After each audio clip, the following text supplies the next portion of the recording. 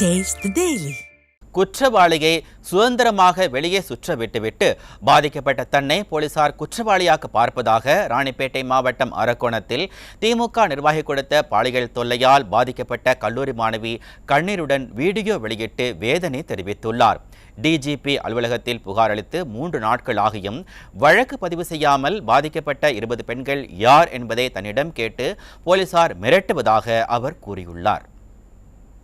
அவன் தப்பு பண்ணுறான், என்னை எடுத்துன்னு போய் இந்த மாதிரி பண்ண பார்த்தான் அப்படின்னு நான் வெளில வந்து சொல்கிறேன். ஆனால் எனக்கு வெளியில் போக முடியாமல், அப்பாவுக்கு உடம்பு சரியில்லை, வேறு அவங்களையும் ஹாஸ்பிட்டலும் கூப்பிட்டு போக முடியாமல் இன்டைரக்டாக வர பிரச்சனைகள்லாம் சந்தித்தேன்.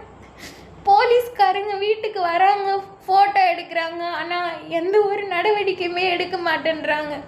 ஏதோ நான் குற்றவாளி மாரி என்னை ட்ரீட் பண்ணிகிட்டு இருக்காங்க.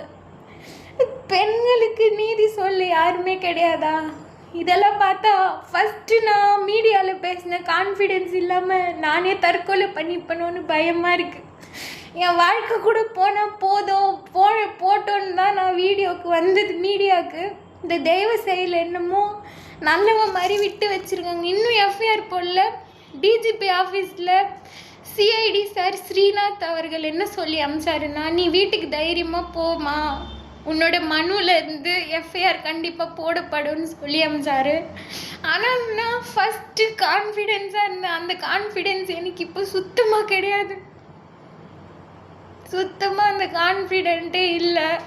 அவங்க ஸ்டேட்மெண்ட் எடுத்துகிட்டு போனது எனக்கு சுத்தமாக அதில் உடன்பாடே இல்லை. முக்கியமான விஷயத்தை கேட்காம நீங்கள் எப்படி ஸ்டேட்மெண்ட்டை நான் வெளில சொல்லக்கூடாதுன்னு என்கிட்ட எழுதி வாங்கிட்டாங்க. அதில் எனக்கு உடன்பாடே இல்லை. இவங்க ஏன் நான் மீடியாவுக்கு வந்து தைரியமாக பேசினேன், அப்போ தைரியமாக பேசின மாதிரி எனக்கு இப்போ நிலை அப்படி இல்லை. இந்த 48 மணி நேரம் இன்னையோட சேர்த்து இந்த நாளோட சேர்த்தா 3 நாள் ஆக போகுது. நான் சாட்டர்டே போய் கம்ப்ளைண்ட் கொடுத்துட்டு வந்திருக்கேன். ஆனால் இப்போ வரைக்கும் எந்த ஆக்ஷனும் எடுக்கல.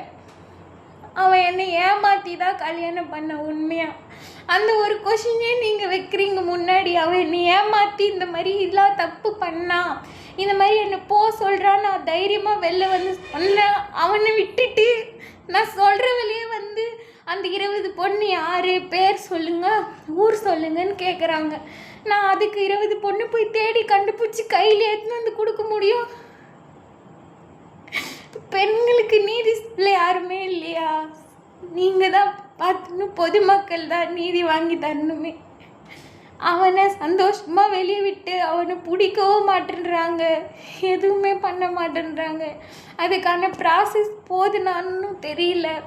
சரி, இந்த ராகுல் டிஎம்கே ஐடிவிங்கில் ஃபேஸ்புக்கில் இந்த மாதிரிலாம் ஆனால் மீடியாவில் இருக்கவங்களே ப்ளர் பண்ணி போடுறாங்க. இந்த மாதிரி ஒரு பக்கம் மானத்தை வாங்குறான். ஜாஃபர் சித்திக் சார்கிட்ட சொன்னால் அது பார்த்துக்கிறேம்மா, அவன் நம்பர் இருந்தால் கூட நீ என்கிட்ட கேட்குறாரு. அவன் நம்பர் எல்லாம் எடுத்து வச்சுன்னு இருக்க வேலையா எனக்கு? அவர்கிட்ட சொன்னால் அவர் என்கிட்டே திரும்பி கேட்குறாரு, நம்பர் இருந்தால் கொடுமா பார்த்துக்கலாம் அப்படின்னு.